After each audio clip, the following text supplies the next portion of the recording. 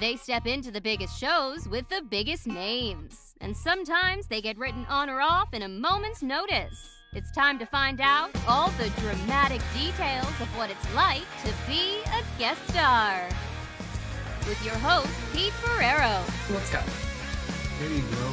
Hey. Hey, Pete, how you doing? I'm good, man. How are you? Good to see you. Well, this is awesome.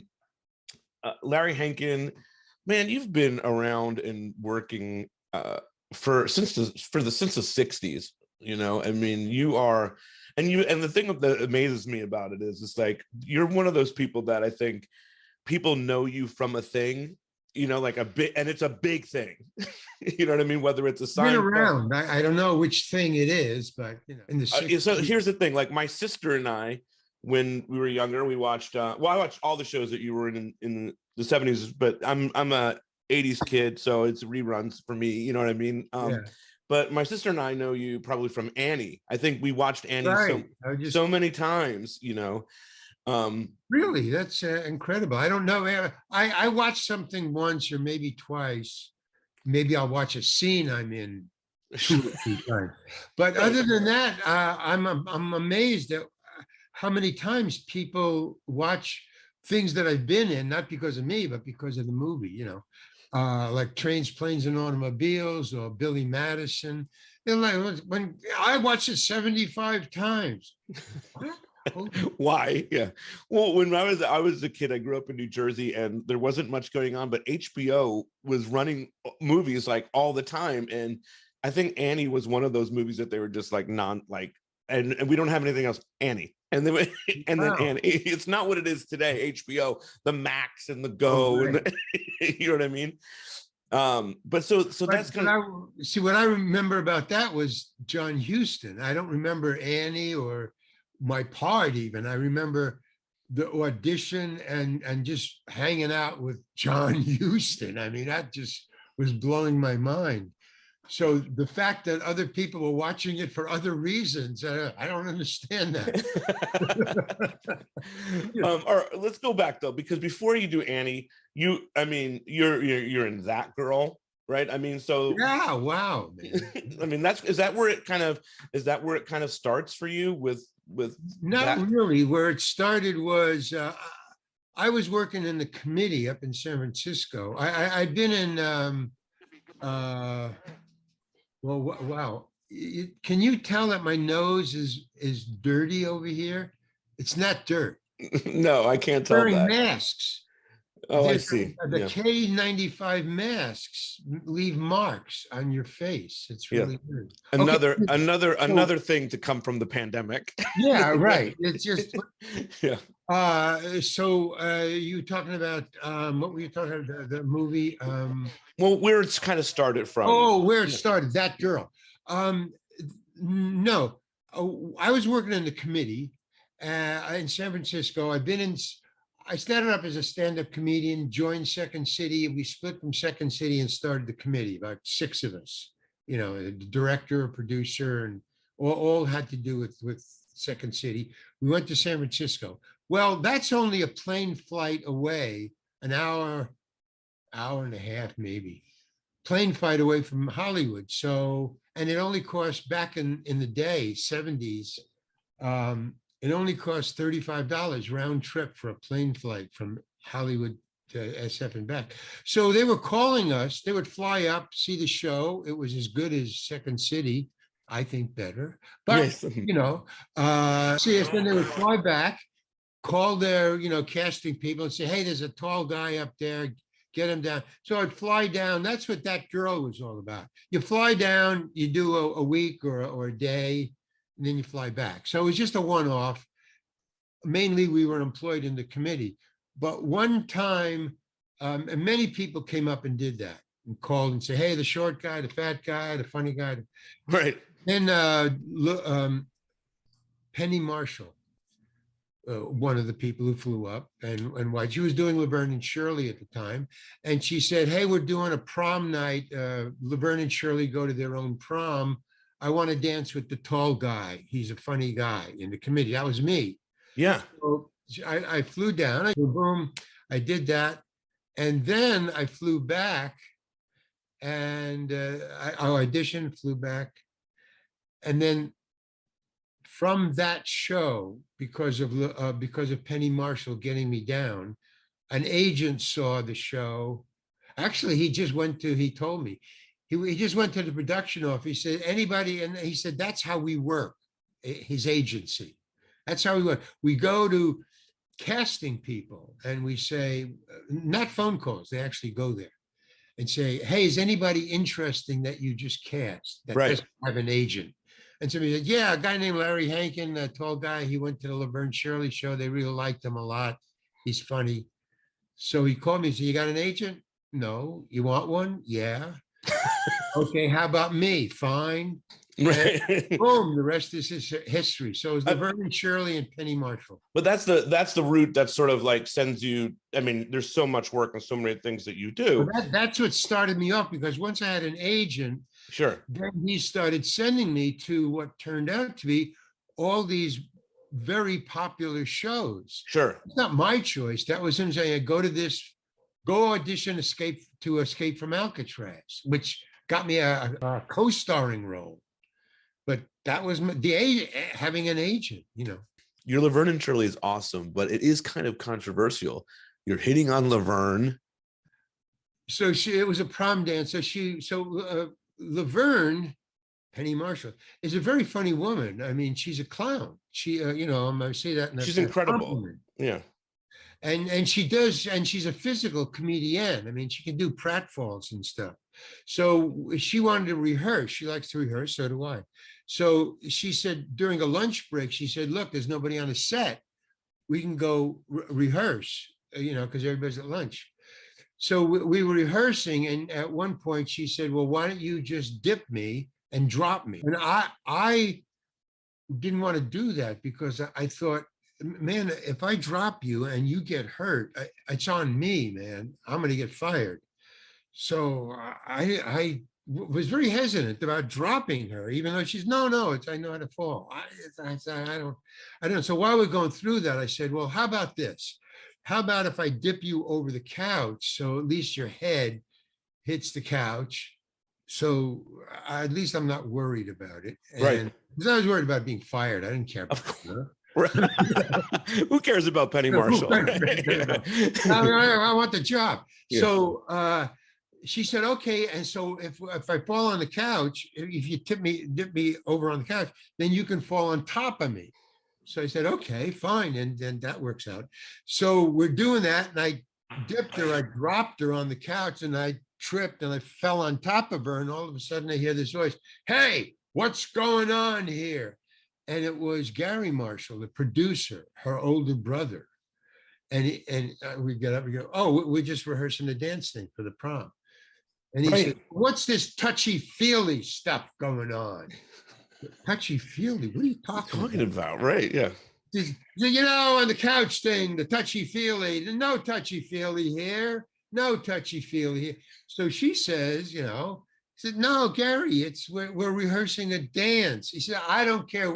So I said, look, we're dancing, we're touching. I mean, we're dancing. So we're touching already. I just dropped her on the couch. He said, I don't want any touchy feeling on the couch. You stand up. That's the touchy feely. You stand up and you're dancing. That's it. Okay. No touchy feely. So she just turned to me. Laverne turns to me. She said, he's my older brother. Like, oh, okay. Yeah, all right. Well, no touchy feely, fine. So I don't remember what we came up with. I don't remember. I mean, it is touchy feely. Started that way, where I was. That was my intent as an actor. Okay, yeah. I'm trying to hit on her. Okay, right. And it was the kind of. It was the kind of character that I had that would be okay, to do that. He was kind of a chauvinist, a male chauvinist. So I don't know, but that's how it ended up. And okay, so what I saw was, and what I remember of the scene is, we did whatever we were doing. I don't remember that. But my best friend, my buddy, outside of acting, he lives 2 blocks from me, was Peter Elbling, who was dancing with Shirley. That's right. Okay, yeah. He was a short guy. Yeah, I know. I remember. He came in with Shirley on his shoulders. No touchy feely. What was that all about? Well, she wasn't, I'm not her older brother. I don't care what she does with him. Right. I was just galled me when I watched the show. Right. How did she get up there, man? What do you mean, no touchy feely? But yeah, Michael McKean is in this. I mean, this is that year of like Squiggly and Squiggy and Lenny. What were those guys like? Well, they were my friends. I mean, I knew them off screen. They were just friends. I knew Michael McKean was a really good actor, and where he went with that, on the lawyer show. From Breaking Bad, the spinoff. So Michael McKean played the father in that, and he was this crazy, moon, wearing weird hats and tinfoil. So yeah, Michael McKean is doing okay. Played Broadway and stuff. He was in the movie Clue. He's done a lot of things. He's just a fantastic actor and work. His arc was just from playing the Squiggy's partner to being a really cool actor. Or I guess he always was. And then and Squiggy, who always remained a friend, and he just got sick, and so he kind of retired. Yeah. But I knew both. I mean, a lot of the beginning sitcoms, not in when I first started, I knew all the because we auditioned together, not together. I mean, we met at the audition. I got you. And so I knew them all. And then once I got an agent and started going for bigger stuff, then I was just a stranger in a strange land. I mean, I just didn't know what the hell was going on. Didn't know anybody. And it's kind of weird for me. I'm kind of, I have ADHD, I have dyslexia. So social interactions are really hard for me. It comes off as shy, but it's not shy. It's just, I don't know what's going on. It's interesting too, because I've been talking to a bunch of people who have done so much guest star work, and when you come into a new set, there's got to be some of the for you to come in, you're doing an episode of say Benson or Laverne Shirley or whatever it is back in those days. You have to kind of like situate yourself and learn the world. You learn the universe. So as an actor, how do you do that? Is your shyness helpful in a way, or I know we're not calling it shyness, but is that helpful in a way because it gives you a chance to kind of learn the world? Or well, I mean, I'm smiling because you're touching on something that I haven't talked about. But this is a new world, and then the world changes very slowly as you become more well known.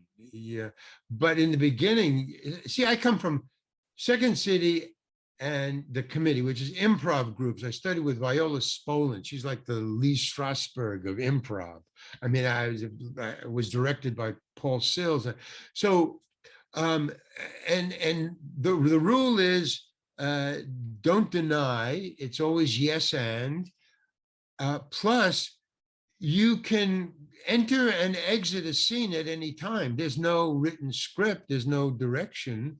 They tell you afterwards, hey, when you came in, why don't you come in and have a prop? That's about the most of direction you can tell. But on the other side of it, as an actor, you can just put on a funny hat backstage and just walk into a scene.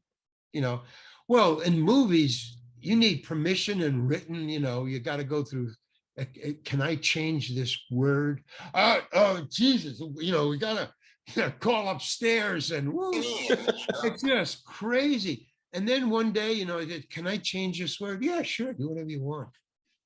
And I suddenly realized, I got an upgrade.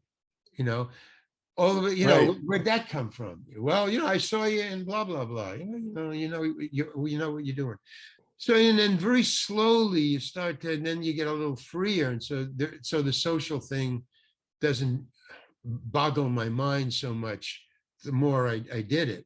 But in the beginning, and so because of dyslexia, I have to concentrate on remembering, like in auditions. I have to sit and concentrate to remember my lines because of the ADHD. My mind is always going. So my mind doesn't give a rat's ass what you're auditioning for, Larry.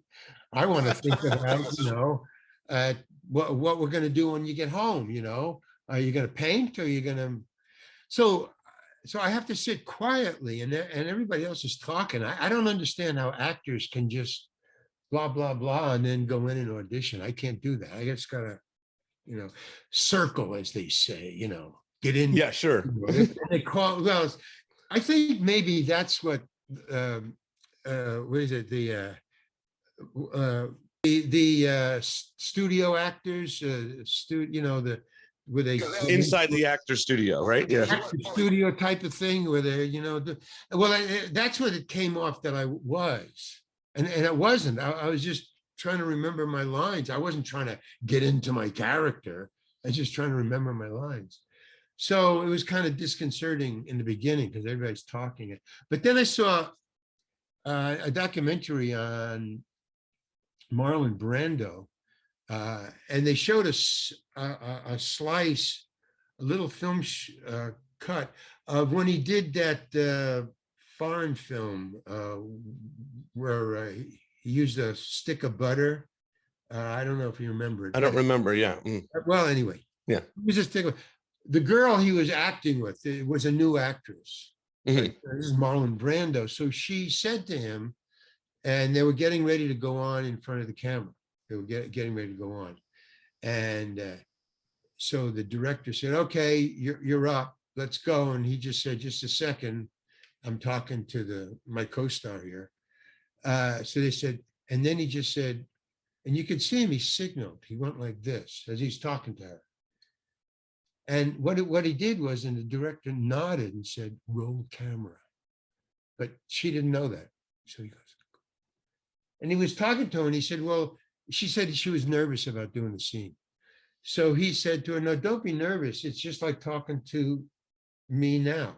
Just be real. And we're talking. And as he's talking to her about how to relax, he's kind of moving her, with his hand towards the set. Then he's talking to her and he said, it's just very casual, just be real. There's no acting involved in it. And he just walked her onto the scene. And he's saying it. And then he just threw her the first line and she just threw him the answer. And then they were just doing the scene. And it just blew my mind. I thought, oh, whoa, what a lesson that was. Yeah, that's fascinating. Yeah. Yeah. Totally. Oh, that's how they do it, So he's just trying to relax. It's not that internal bullshit that you. Right. I got you. You do WKRP in Cincinnati, one of my favorite shows. Do you remember? Wow, man, all these old shows that I've been in, my God, I get the residuals from them, like $6.43. I get residuals, it's like really weird. Right. I used to save them. They don't do it anymore, but I used to get, in the beginning, I would do like a couple of Walt Disney things. And I would get a check like for 10 cents. And so I wouldn't cash them. I would just put them in my drawer and say, well, because the checks on Disney anyway, where it says pay to? Yeah. Name? Well, on a Disney check, I don't know if they still do it. I'm for Disney for years, but on the old checks in the 70s and 80s, when they sent you a check for $1,000 or for 10 cents, I would get the 10 cents. I would get 2-cent checks for 2 cents. So on the pay to line, it was Mickey Mouse going, pay to, That's great. That's really great. Yeah. Pay to Larry Hankin, right. 2 cents. So because of the little Mickey Mouse thing, I saved them just for that, just a little. So I had about like 10 or 15, over the years. I just 2 cents, 10 cents, 12 cents. Okay. And then I heard that Disney wasn't sending out any more checks less than, and I don't know what it was, 50 cents or $1 or $5. They just will not send it out. They'll either save it up and send, when you get like $25, they'll send it in one check. Okay, that makes sense. Yeah. Why? Because nobody was cashing the 2-cent checks from Mickey. Yeah. Or from Mickey. So that, amounted to like hundreds and thousands of dollars of 2 cents and 10-cent checks all over the world. So they were losing a lot of money because they couldn't keep their books straight. Right. It was really weird. So they stopped doing that. I mean, so then you did a Family Ties, which I loved, you know what I mean? This is, you're in jail in Family Ties. Yeah. You know, Holy cow, that's I loved and they gave you a great line where they were like something about, were you arrested in the peace protest? And you're like, no, armed robbery or something.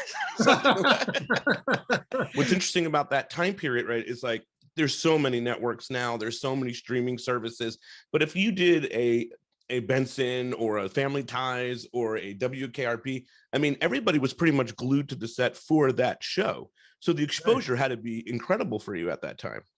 Well, yes and no, but it's like vaccinations. Everybody knows about the show, but nobody had a TV set. Right. Nobody's vaccinated. But so, it's, I was popular, but how many people were watching this popular show? In those days, if, 25 people watched, it was a hit show. Now, in other words, I am more popular right now as I talk to you right this second. I am more popular than any other time in my life. And I haven't worked for 5 years. I have been off the grid for 5 years. It's not that I retired. I just walked away. I just gave up 5 years ago. I called my agent and I said, okay, that's it. I'm up to here. I can't take it anymore. It's not fun. It's just ruining, it's interrupting my day. Going to do a show like this. Yeah. My career is interrupting my day. I'm through. I want to paint. I want to do my own writing. I want to write a book. I want to write a screenplay. It's over. So I just walked away. I am now, you know what IMDb, do you know the rating system? Up until 2 years ago, before COVID hits, I guess COVID helped, but just about 3 years ago, I averaged 7,000. Okay. And the best is number 1, 1, 2, 3, 4, 400, 200,000, 7,000. And most of the actors in Hollywood are about 200,000. That's the average. Right. If you're Okay. number 200,000, you're a working actor, Sure. kind of recognizable. Okay. Right now, today, I'm 1,000. That's amazing, man. Yeah. That's up there with stars who are Totally. capable. Mm. Well, I haven't worked in 5 years, and so you're talking about like Benson. Sure. It was a hit show. Maybe 1,000 people watched the show. Never mind 1,000 for me. That's like crazy. So I don't understand, It is interesting though, because we are looking back and there's so much of this stuff now, podcasts and people wanting to ask about all these old things. And I think that, well, let me interrupt for just a second. Podcasts are part of that 1,000 on the rating scale. In other words, I looked up, they also say like, you go up and down like this. It's a graph. And, sure. if you shoot up, they put a little dot there and you go down again. And then you can look at what made me shoot up. And I'd say 5 times out of 10, it's a podcast that made me shoot up. That's amazing. And the other one is like Breaking Bad. Of course. The next one is podcast.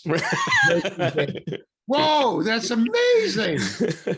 I want to ask you about the two movies. I'm sure around this time of year, people are definitely want to talk to you about Home Alone, right? Because you did the Home Alone movie.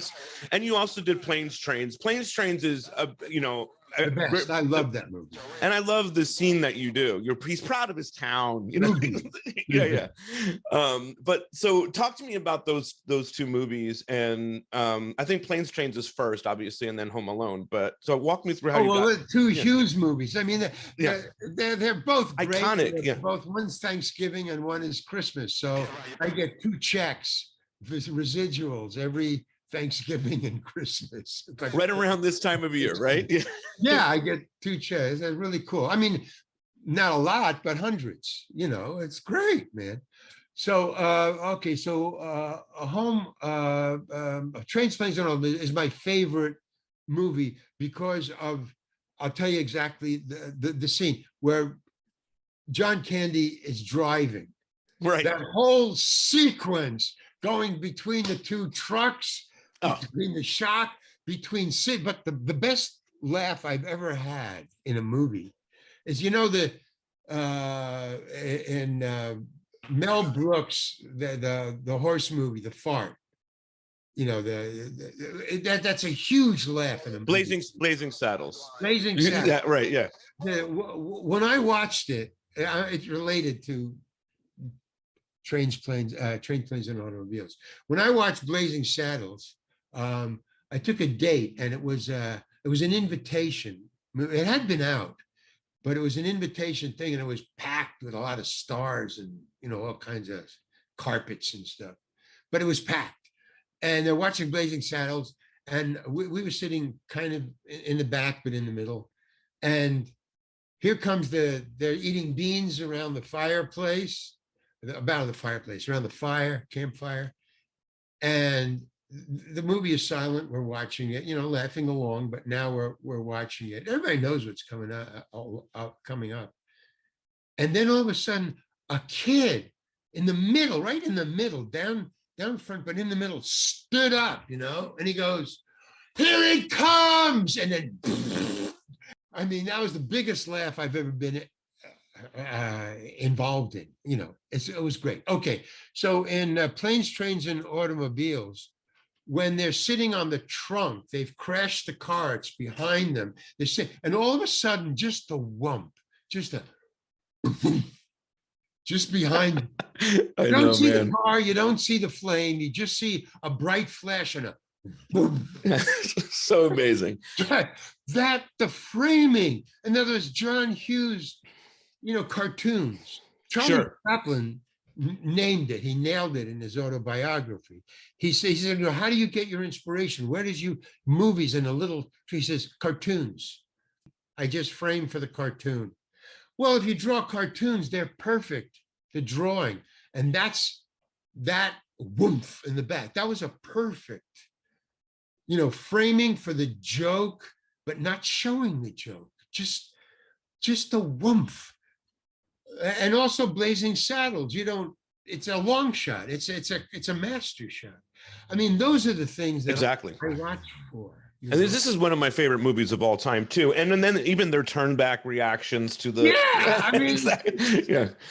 So how did you get in that? What was the audition like for Planes, Trains, and then the follow up with Home Alone? And I mean, did you get to? I mean, what's your day like on Planes, Trains?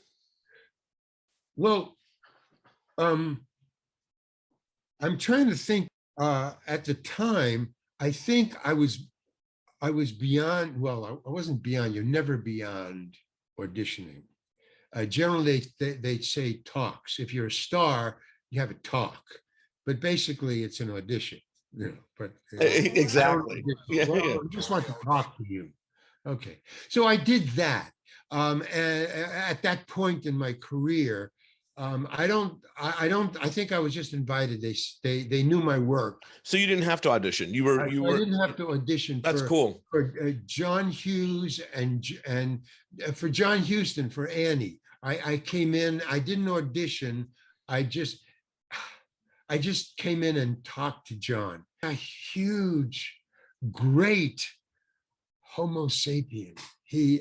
I just got to talk about him just for a second. Yeah, please, man. Absolutely. Because he did something that was just so endearing. I mean, a director, a huge icon like that, and he was endearing. I said, my agent said, get down there right away. A lot of those times, get down there right away. It's John Huston, it's Annie, it's a big movie. When they say get down there right away, it's not a good thing for me to hear, get down there right away. It means, to me as an actor, it means somebody got fired and they're looking for a replacement. And my first thought is, why didn't they hire me in the first place instead of getting a replacement? I just get angry. Of course, immediately, without even knowing the story. Right. Yeah, I don't, John Huston. Yeah, well, him. So I go down there, and they were very courteous, and he's good, cool. So you're waiting with a couple other people. So when you go in and get down there right away, and you're the only one, that's a giveaway. It's somebody got fired, and you got to do this tomorrow. But there was a lot of other people, so I calmed down. I thought, oh, he just was saying that. My agent was just saying that. Get down there right away. Okay, so it was since it was John Huston, it was a big deal casting agent, a woman. I won't even say her name because it doesn't go well for her in this story. Okay. So she said, Larry, you're next. So I come in. So I walk in, and now he had been shooting. It was on a set. We were already on a sound stage. So he's watching. He's facing this way. He's watching his TV Village rushes. He's watching his rushes. He's into it. And he turns around. He hears us walking in. Yeah, okay. And he knew my name right away. She said. So she goes behind me, and she puts her hand on my shoulders, and she steers me directly in front of him, about 10 feet away. And he goes, "What are you doing? What are you doing?" He's shouting at her. "What are you doing? What are you doing?" And she says, "I'm just placing him in front of you so that you can make a judgment. Don't touch my actors." And that deep voice hit. Oh my God. Please do not touch my actors. And I thought, so she, took her hands off my shoulders like they were hot potatoes, Oh, I'm sorry. And she, stood there like a good girl next to me. Right. Hands folded, And so he says, "Don't touch my actors." So, okay. So then he just talked to me. He says, "Larry, do you know what the part is?" It was the dog catcher. I said, "Yes, it's a dog catcher." So immediately when I said, yeah, it's a dog catcher. And it was very conversant. He was a very nice guy. So you know what the part is? I said, "Yes, the dog catcher." She immediately goes behind me, step behind me. She takes my hair. I was a hippie. My hair was down. Sure, yeah. So she takes my hair and she holds it up like this, but kind of away from her, like I'm not really here. I'm not holding him. I'm just touching his hair. I'm not holding. Not even touching his hair. You don't see that. Right. You don't see that. I'm not doing like I was a cat in heat. Just exactly. So he goes, "Now what are you doing? Now what are you doing?" He says, "Well, he's got to get a haircut, because he's the dog catcher. I was just holding his hair up. Please do not touch my actors. I am a director. I have an imagination. Don't touch them." So she now has been, admonished. I'm thinking this guy is cool. I'm thinking, wow, man, don't touch me. Exactly. Yeah. He's right. Don't touch me. Yeah. Moving forward, no one is to touch Larry Hankin moving forward. Right. Hey, listen, man, I've had that. I was working with Lucille Ball and in Yours, Mine, and Ours. And all I was doing is bagging their groceries. That was my whole part, bagging the groceries. And when she came off stage, when they cut, all of a sudden 4 women gathered around her and started doing her hair and her eye up and adjusting her costume. So she was hidden in there. And she looks over them. They were short. They were foreigners, and they were shorter than she was. And she says, you, sir, come over here. She was pointing at me. And I just done the scene bagging groceries. "You come here." I come over and she says, "Young man, you're a very good actor, but if you get in my light once more, you're not going to be here tomorrow." Oh my. Just like that. And then she goes back in and they just. And she becomes the. Okay, so it was like the same thing, only reversed with John Huston. Sure. Weird what people on sets.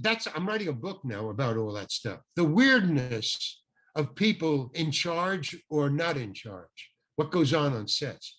So anyway, that's okay. So he stuck up for me. John Huston stuck up for me and I thought that was so cool. So now I revere the guy. Now I get on the set and I go into the costume room and I'm looking for my costume. And here's what I learned in all my years of being an actor is the first person you go to or who comes over to you when you show up is an AD, and they take you to your dressing room or tell you what's going on and where you are now in this hierarchy. In the day, in the world of the set, right? Okay, they're shooting this scene now. You got 2 hours before you're going to shoot. Your costume is in your dressing room, and your dressing room is right here, and I'll take you there. And that goes on no matter what. That's what goes on. So but now I ask, I say, where is my costume? And they say, well, it's not in your dressing room yet. If your costume isn't in your dressing room, you can go and choose your costume because it's not there. So I go to the costume department, right? Going through the costume, looking, they have your choices on a rack, so you can help choose and what you're going to wear for the rest of the time you're in this movie. So I go in, and the costume guy is there, and he says, "What are you doing here?" That's what everybody wants to know. Right. What do you do? You know how many times I've been asked that in my life? What are you doing here? on a set, I'm sure. Yeah, on a set. Well, what do you do? If you're not next to the camera, they want to know, what are you doing here? Unless they, know you. Right, sure. So he goes, what are you doing? I said, well, my costume isn't in my dressing room, so I'm here to help choose my costume, which is done all very the time. Normal. Yeah, it's a normal thing to do, right? So he says, I have your costume. Okay, here we go. Okay, all right. Well, once they make the choice, it's over. Right. So, oh, okay, what is it? And he hands me this piece of cardboard. It sort of looked like a piece of cardboard. It was the coveralls for a tan dog catcher's uniform, like what mechanics and when you take the car in the blue coveralls. Well, it was tan. It's okay, but it was folded, washed, and starched into a square. Now it starts. So I said, I can't wear that because it's clean and it's starched. I'm a dog catcher in the 1930s in Lower Manhattan catching mongrels. It's got to be filthy. And I'm really adamant about my costume. That's where my character comes from. You're right, though, in a way. You're right about this. Mm-hmm. Yeah, I mean, that's what major actors have. I learned from major actors who I work with. That's of course. Get my teaching from. So anyway, he says, what do you mean? You put this on. This is your costume. I'm not going to put that on. It's not dirty. If you don't put this on, we're going to have to go to see Mr. Houston. And I thought, suck for me. Right. Houston is mine. I say, let's go. Yeah, let's go see Mr. Houston about this costume. Cool. He says, okay, fine. So now it rained the night before, but it was sunny out now. And Mr. Houston was now shooting. He was, on the set, but it was outdoors. So there's puddles around, but you could walk in the dry thing. There's just puddles on the grass and stuff. Okay. So we're walking there, blah, blah, blah. And there's Mr. Houston. He's watching TV villains. He watches like this all the time. So there he is again, watching his TV thing, just like at the audition. And he goes over and he turns around. He says, oh, George, all right, what's wrong? Right away, he read that. Hi, George, what's going on? What's wrong? Hi, Larry. He remembered my name. Knows exactly who you are. Right? Yeah. Well, what's the matter? Hi, Larry. What's going on, George? And he says, this actor will not wear this costume. Is that true, Larry? Yeah. Why is that? Because it's not dirty. See, I'm a dog catcher. I'm catching mongrels. It's 1932. It's got to be filthy. George, give me the costume. So he hands him this cardboard thing, and he gets up and he walks away. Now, the first thing I notice is his white hair and his beard, his voice, and then his leather shoes. They're like Italian loafers, but very expensive. And they have a little gold thing on the I don't know, very expensive. That's what I noticed. Of course. So he gets out of the chair and he starts walking away. And as he's walking away, he's opening it up. Here we go. Right. Yeah. and he walks into a puddle that's over his soles of his shoes. He just walks into the center of a puddle, big puddle in the grass, and he drops the there you go. Overalls into it, and he starts walking all over it under the water. He's walking, and both of us, our minds are blown. And then he picks it up with his two fingers. He holds it away from him, so it's dripping. And he walks back and he hands it to George and says, George, I want you to take this costume, dry it out, and put it on this actor. Thank you, George. Thank you, Larry. And he goes back to his. Wow. Now, the costume that I'm wearing in Annie is the costume John Huston stepped all over in the That's pub. amazing, man. That's perfect. Yeah. It looked great. I said, That's great. so cool. Yeah. John Huston. One of the amazing, ones. man. Yeah. It seems like he would be. That's an awesome story, man. I mean, and you're so great in that movie too, as the dog catcher. Did you said before was that situation? Did that help you become the dog catcher a little bit more? No, it's funny. I'm not an actor. I really am not. I never went to acting school. Improv is as close as I got to acting. Sure. It's totally different. The use of improv for improvisation is different than the improv for acting. Of course. No, I just do my thing. I'm a one-trick pony. I just put on the costume and I think I'm catching dogs now. And then I believe it. Yeah. That's all. That's my preparation. The hard part is remembering my lines because I'm a dyslexic. So all the energy that actors put into the character and the backstory, I put into just calming my mind down to remember my lines. If I get my lines down, the rest is easy peasy. For sure. The Home Alone one, the Christmas movie, was that? I mean, that's obviously now it's on and it's great and all that stuff. Do you remember doing that one? You're the cop in that one. You make the call and all. Oh no, that's a classic story, man. Yeah. So I'm writing a book, so I'm telling you kind of stories out of the book. I love it, man. That I'll tell you. This is I truly believe this. That movie where the crumb falls on the phone. Yes. That crumb is more famous than I am. I don't know. When I go to like arena shows to sign autographs and stuff, or people stop me on the street. Sure. How did you do the crumb thing? Was that a CGI? Oh, right. Of course. Yeah. That's all they want to know, the crumb thing. Yeah. Well, how did you do the crumb thing? How did you do the crumb thing? Yeah. That was just a gift of the acting gods, Right. that was it just happened. Yeah. Well, not only did it just happen, but I was doing that part as a favor.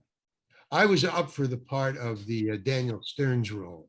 Daniel Stern was going to quit. So they called me to replace him. Why didn't you get me to? No, I went through all that. So they said, and then he didn't quit. So they had to call me back and say, no, he didn't quit. Forget it. There's other parts. Forget it.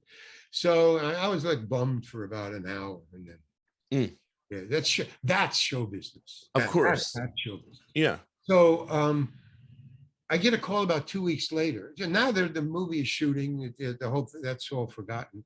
Movie shooting. I got a call about 2 weeks later from the producer, from my agent, but the producers just called. They want you in the movie. Okay, fine. They want me in the movie. What? Said, well, here's the deal. They think that because they twisted you around, it was like they twisted me around for like a day. With the Daniel Stern thing. He didn't, Daniel Stern isn't quitting. He is quitting. He isn't quitting. You're going to have to catch a plane tonight. You're not going to have to catch a plane tonight. Right. Pack your bags. No, just wait. All that was going on while they were negotiating with his agent. With Daniel Stern. Yeah. Mm-hmm. Daniel Stern.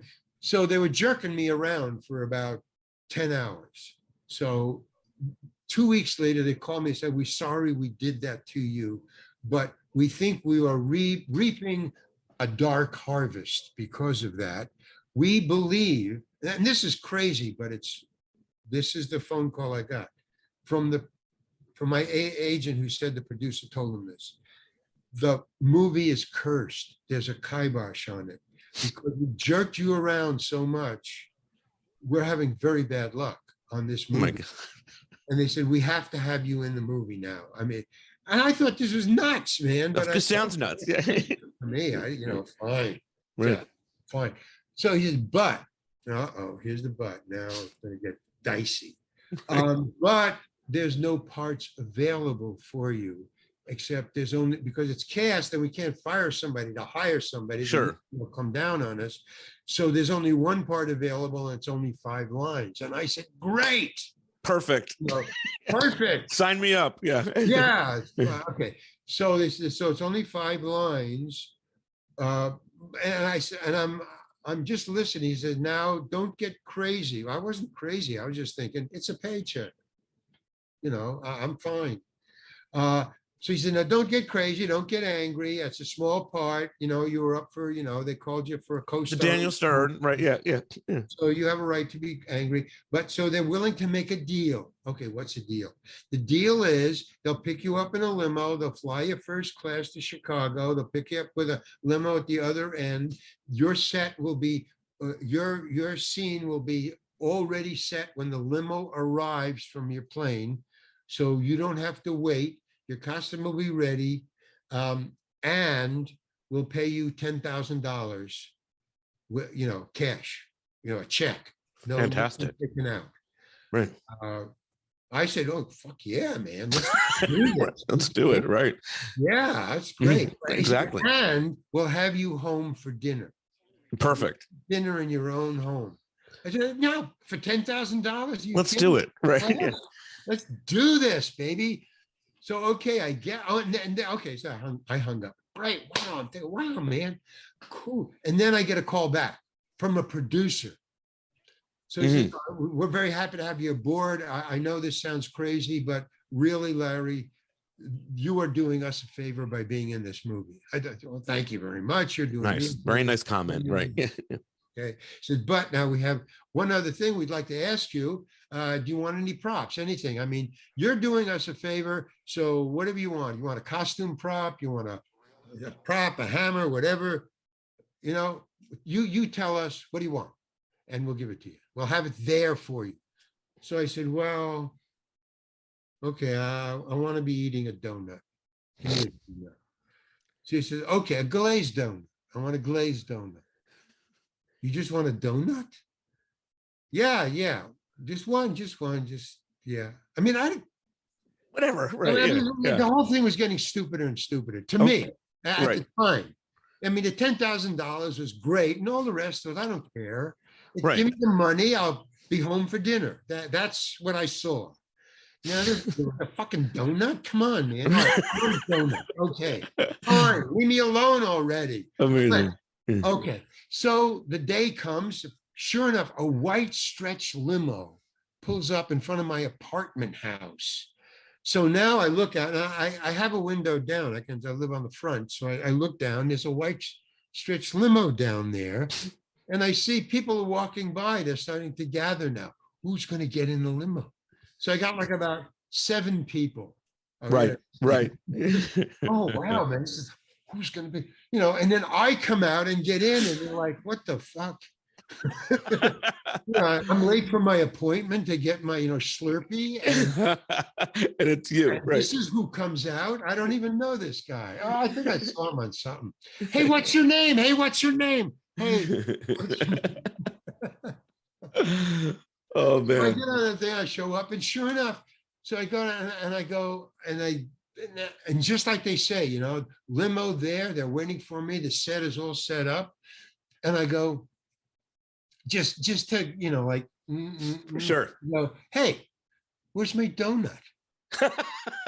Right. And he goes, the producers now are there to greet me. There's 3 producers, and the Christopher Columbus was the. Sure, that's right. The director. And they're there waiting for me. I mean, this to them is a serious big deal. That the movie is cursed. That's what this is all about. And to me, I'm just an actor replacing somebody or taking the part, whatever you're doing. Yeah. So I can't get behind their joy and their intensity. Right.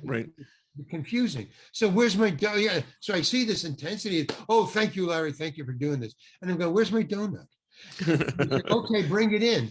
And what they do is they roll in a baker's rolling tray. Those trays would have all these. Oh my God. Yeah. Roll it in. And on it is full of glazed donuts. I did the math. There's over 300 glazed donuts on this tray. And they say, here's your glazed donut. Choose the one you want. And this is like stupid. So I'm going, oh man, hey, Chris, ridiculous, man. I only need one. I asked for one glazed donut. Not 300, right? Not 300. And he goes, hey, Larry, we may have to do another take. Fair point. Oh, okay. Fair point. I get it. Okay. Okay. So now we start to do the movie, my scene, because they all right, get in there. Boom. Okay, ready. Everything's ready. Fine. Okay, rolling action. Get about halfway through the scene. I cut. So I'm eating half a donut. Okay. So Chris says, yeah, see, we're going to have to do another take. The camera went off the dolly. Okay. All right. Let's do it again. Okay.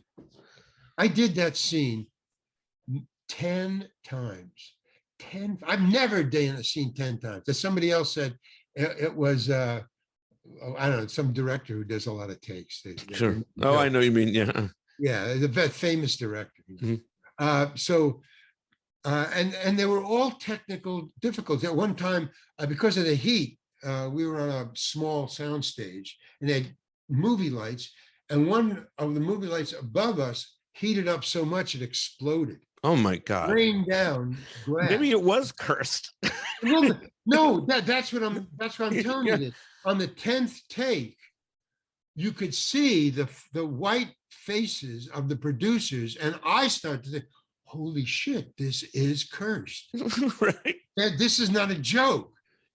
And I mean, when would you see a light ever? Working. When would you see a light explode on set like this? On a set like that, a race, Right. So we had to shut down while they swept up the whole. Yeah.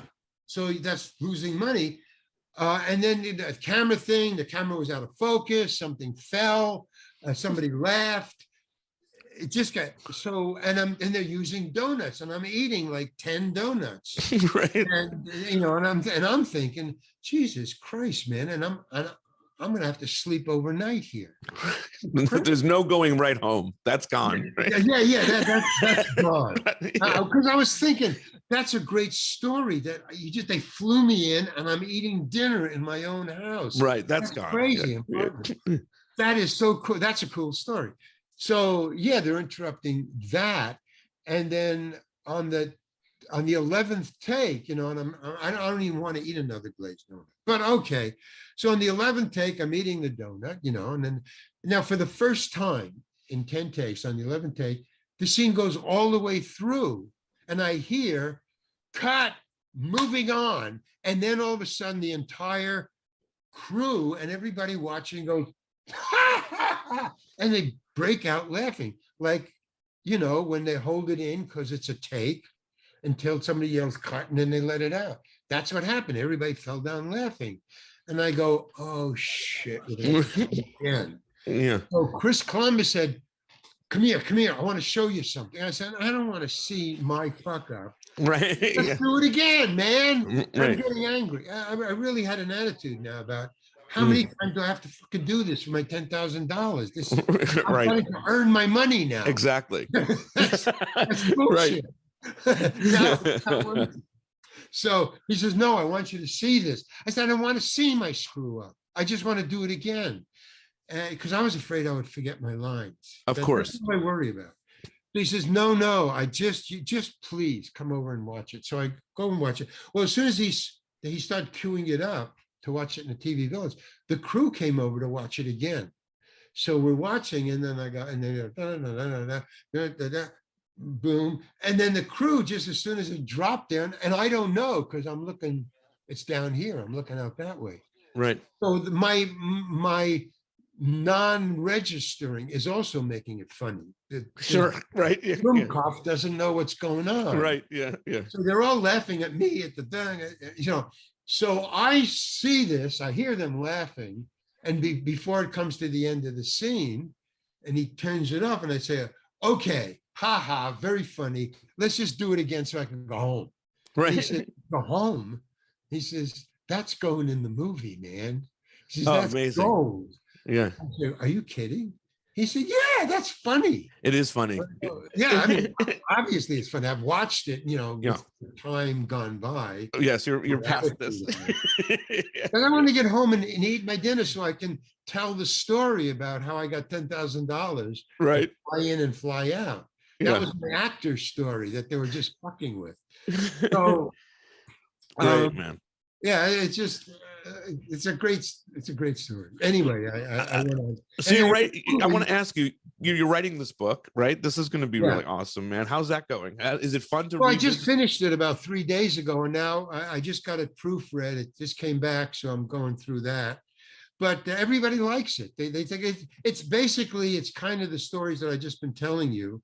I've been telling pieces of the stories. Sure, of course. But it's still fresh in my mind. I've been writing it for like 7 months or something like that. Just every day, Here's something about acting that you don't know, that I didn't know ever.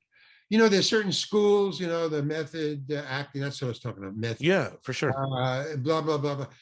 There is no such thing as any school. What you do is you go to an acting school, any acting school, just to get practice of talking to other people with memorized lines. That's it. Because when you start acting with real actors is just, I'm an actor. You say that and that's it. There's no degree. Right. It's right. You're not like it's not med school or law school where you need to know all this shit. It's this is it. I'm an artist. Okay, I'm an artist. I'm a poet. Okay, you're a poet. Yeah. Your poetry stinks. Yeah, but I'm a poet. Right. I like bad poetry, but I'm a poet. Okay, so all right. But so when I act with like Bryan Cranston, Bill Hader, or whatever. Each one of those stars who are great actors have worked it out in their own way. So they may have started with method because that's the school that was down the block, or they had enough money to go to method acting, or Lee Strasberg, or whatever, or Uta Hagen, or any acting school in LA. Sure. But once you get on the set, it's survival, man. You don't have a crew and a Panaflex camera that's about that big, staring you in the face, and some budget guy and an accountant and producers. That's not in acting school. Exactly. But that's what you have to deal with when you're an actor. It's time and memorizing lines and lights blowing up and people, in lunch break. And do you eat before you act or after you act? And making the day, making the schedule, all of that stuff. All of that is part of acting, and you got to shut that out. In acting, they clear that away for you. You're just here with your acting mate and a teacher and 15 people in your class who's got to shut up and watch you do your thing. When you're on a set, man, it's chaos. It's chaos. And then all of a sudden, for your time in front of a camera, all of a sudden it gets very quiet and still, where, quote, the magic is going to happen. Right. And you got to make it happen. Because you're the magic. You're the magician. So the yes and is, so you got to work it out yourself and just learn when you get there. Yeah.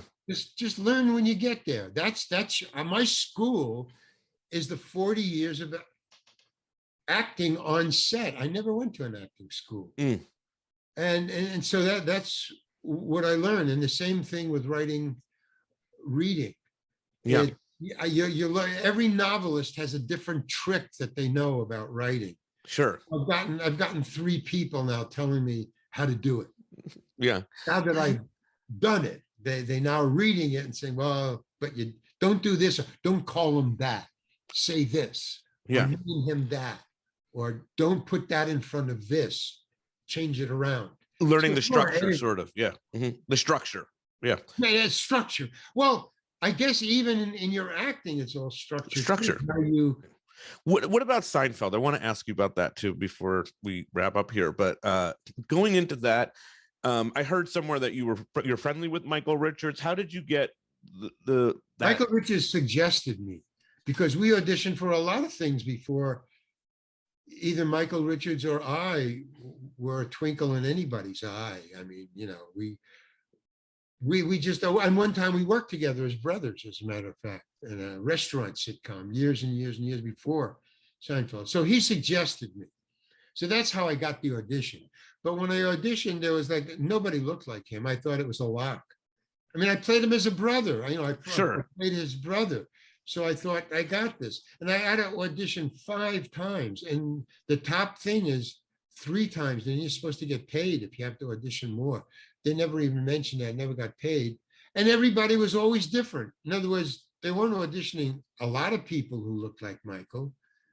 I was the only one. There was short people, fat people, bald people, bearded people, and I was getting angry, a little attitude problem that I had.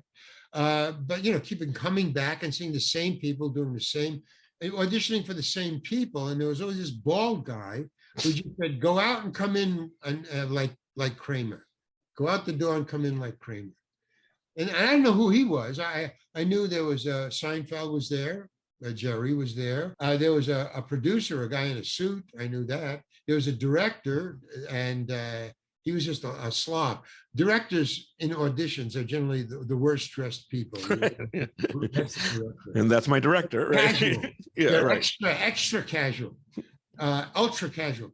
And then there was Costanza, whatever that guy. But this bald guy kept on telling me the 5 times, every time. They'd say, well, is that it? Thank you very much, Larry. And then as I'd go out, this bald guy would go, hey, wait, go in and come in. I like Kramer again. Now, here's the thing. You're sitting out in the waiting room with other actors, and then the door opens, Larry Hankin or, Bob, you're next. Sure. They peek around the door, hey, come on in. So they peeked around the door. They said, Larry, come on in. Okay. But when you're sitting around there, other people go in, come out and leave. Go in, audition, come out and leave. I never saw anybody go in, come out and go back in like Kramer. I never saw that. 5 times I'm there. You know how many people I saw go in and audition before I got in there? Right. Mm-hmm. Now I go in there and go out and come in like Kramer. So I'm going out. They're thinking I'm coming out to leave. No, all the other people auditioning, you mean? Right, I got you. So they're watching me go in and come out, and it's the same people saying, he did that last time. I didn't do that. So, I mean, well, it's driving us all nuts. It's mind-boggling, right? Yeah, so I said, so on the 5th time, the guy says the same thing, that bald guy. He goes, go out and come in like Kramer. So I go, okay. And then going in to do the audition, I said, if that bald guy in there tells me to go out and come in like Kramer, I'm going to rip him another asshole. I mean, I'm just going to lose it. I don't care. See, that was the thing. I had to protect myself. Mm-hmm. I didn't care.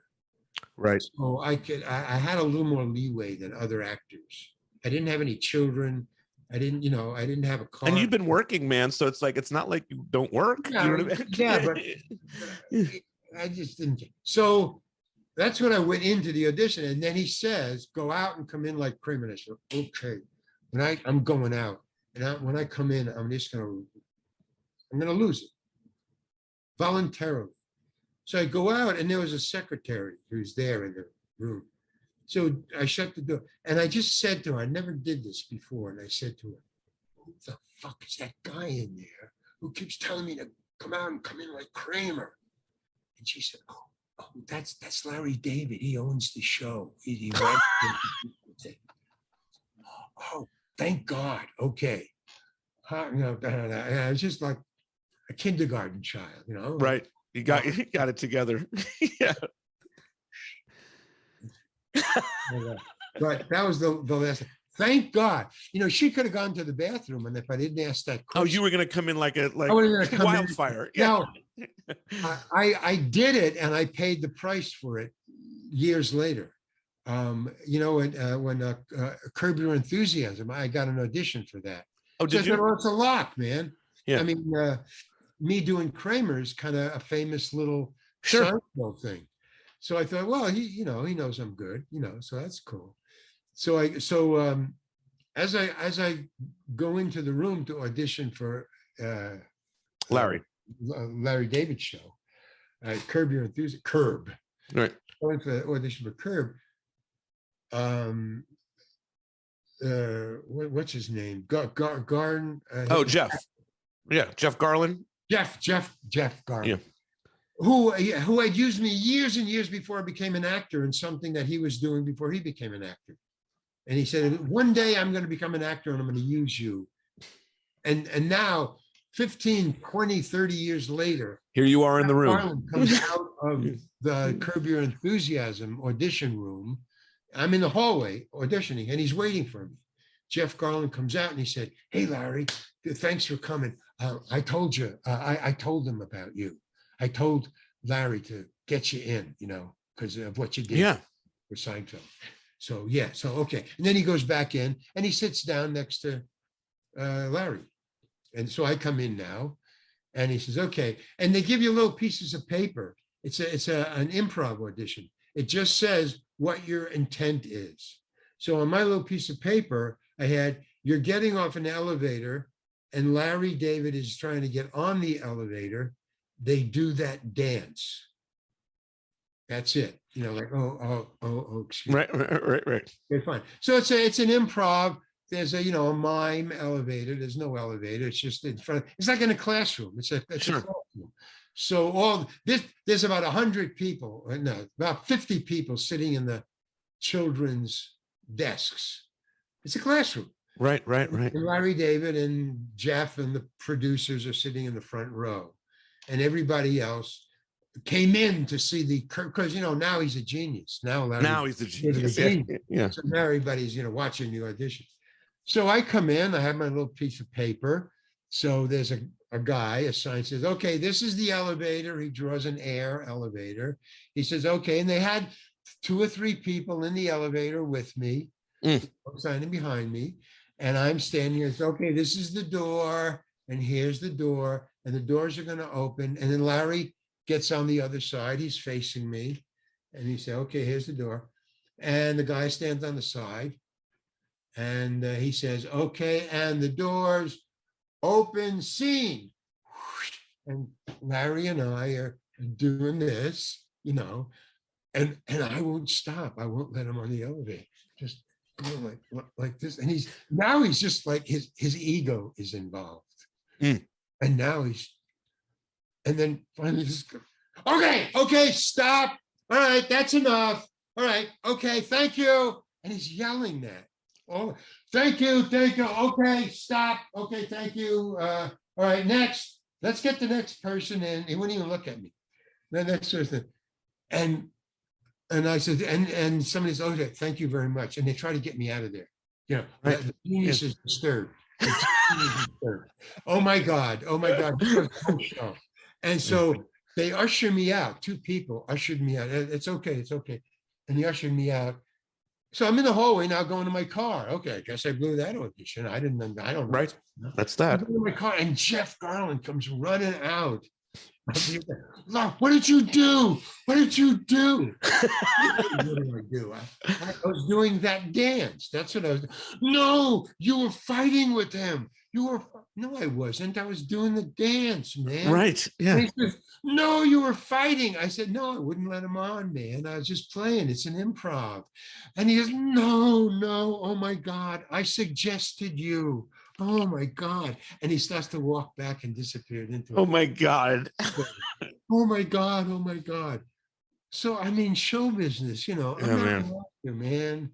Don't fuck with me. I don't play that game. But you've been doing improv for so long too. I mean, 10 years easy. So you could have adjusted any of that. You know what I mean? If he just took 2 seconds to talk No, it out. he thought he was a genius. Yeah, right. Yeah. No, I admit he is a genius. Of course.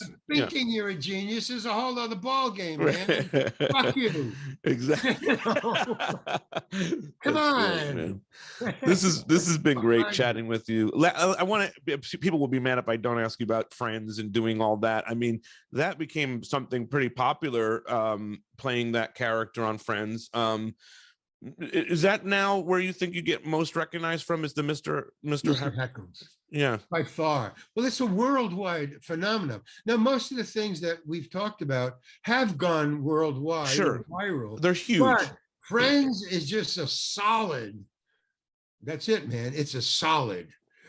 And around the world, it's amazing. I get the calls. Well, they do the cameo thing. Yeah. So I get cameo things from Taiwan, India. Mr. Heckles is huge in India. I have no idea why or how they understand English, the translation or whatever. No, yeah, but I get these cameo things from all over the world. India is really interesting because I never got along with the people, right, on Friends. The stars. They kept to themselves. What I saw about Friends, because I was on Friends for 5 times, is I was on before it went on the air. My first audition and the show was before they were banking 6. They just made 6 shows and they were going to put the best one on the air first and then put them on. Sure. My show was the second or third. I asked. They said, well, when was my show? Well, we think it's going to be third. We don't know. Mm-hmm. Okay. But so I saw them when we were all the stars of the show and me. We were all just new people. Unknown. New show. Nobody knows anybody. Nobody was famous. I never knew or Jennifer Aniston, any of them. Right. Who they were just young people. Boom. Okay. And then the second show I did, and then the third, but then the 4th show I did in the 2nd year, and the 5th show I did in the 3rd year. So in the 2nd year, they were buying the houses, and the late first year and the early 2nd year, they were buying houses and became, top 10. But now in the 3rd year, which was my last year I did it, the 3rd year, they were United States stars, or at least icons. Western Hemisphere stars. Yeah. So I saw 3 different iterations of personality changes, which was amazing. And I guess everybody goes through it because, at first they're nobody. We're all in this together. Then, hey, well, we got picked up. We got picked up as a yay.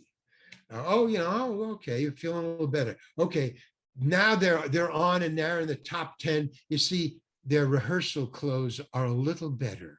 They're a little shinier, a little more hip hop. Yeah, right. And then the 4th show, they're buying houses and talking about closure and what is it? Closing costs and great, all that stuff, house terms, right. Stuff. And then by the 3rd year, there were paving driveways and getting gates in. and their personalities and waistbands were, marging with their fame, right? In their bank accounts, pudgy around the cheeks and stuff, and it was just, weird. And their distance, each time they cut and they would huddle up together, and you couldn't get in, Mm-hmm. So I don't know them. I just know my part, and why did you give me a heart attack? I had 5, 6, I would get paid more. It's interesting, man. When you see that though, like as a guest star or whatever, your part is it's very important to that show. I mean, it's what you delivered. It pisses me off. It pisses me off because it was done for a stupid reason, and I'm not a nice guy. I mean, you seem very nice today. I just do what I want to do. I mean, I don't like pretense. I can't, I have dyslexia, so there's a lot of social graces that I miss or misinterpret. Do you shake hands or say hello? Do we hug? Do we not say anything? Do I sit down? Do I honor you? Are you known as a genius? How should I relate to you? Mm-hmm. I can't go through. I mean, we're people, and that's it. So I don't make friends easily. Mm-hmm. And on sets, Hollywood is very social. Hollywood is like your parents or like you're a guest at somebody else's house. You're always no negative thinking. There's no negativity on the set. Now it pays off because I've produced and directed my own shows with my own movie, my own film shows, and it's true, man. You don't need negativity, and you like people to show up. So I understand. It's just when you lay it on me, and I'm just here to help you out, and all of a sudden, you know, well, the guy, you're putting this on. We're going to see Mr. Houston. I mean, that crap. I know what you mean. Yeah. That. Yeah. Not the other stuff, which is just human nature. I mean, sure. We're all human beings. But that kind of, we're going to see Mr. Houston. Okay. John Huston, you know, showed the guy, you know, how to be a human being, you know, give me that, you know, here, exactly. wash it, you know, dry it off and put it on it. You know, stop with the, no. Yeah. So yeah, some people, they own their position so hard in the film world. You know what I mean? Like he's the costume guy, and that's it. Nothing else, right? You know. Well, you know, it's like vaccinations, like politicians. Right. They have mortgages. I understand it a little. They have mortgages and they have children, and I don't want to lose this job. Exactly. That's what George was all about. You know, he's trying to protect his position.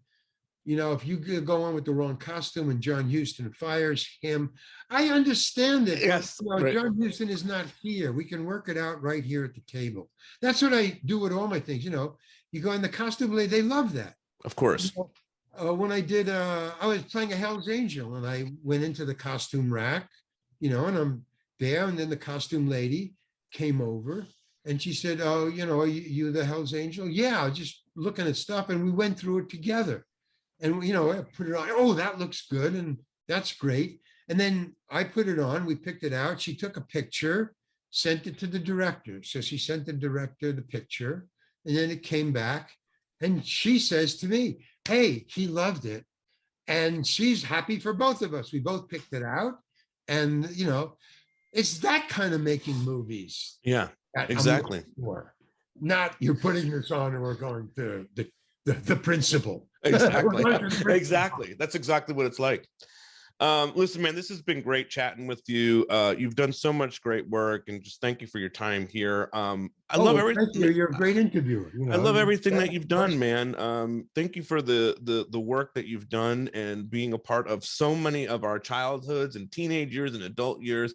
It's just well. Can I? awesome. Okay, I got a commercial. Okay, yeah. TheRealLarryHankin.com. Okay. I'm also a painter, so these are my two things. There's 40 of my paintings. They're 3x4, 5x7, whatever, 2x3, or you can get them on T-shirts for like $13, $10. Oh man, TheRealLarryHankin.com. TheRealLarryHankin.com. Plus my film shorts are on there too, and my book is coming out. Oh, and you can also get my book. I have a book called the Loopholes Dossier. It's a book. Oh, very cool. And also, satire. And if you want to get them, get them to do a cameo too. You're on the Cameo, and then, I'm on Cameo. Yeah. Yeah. So happy birthday. Happy all that shit. Right. Day. Yeah. Happy holidays. If whatever. you want them to yell at somebody and yeah. But don't write a script. I have to improvise it. Exactly. Yeah. All right, man. Thanks so much for this. This was awesome. Let's stay in touch. All right. When the book comes out, we can do it again. Oh, that would be awesome, man. I would love it. Yeah. Cool. Okay. All right. Very cool, my man.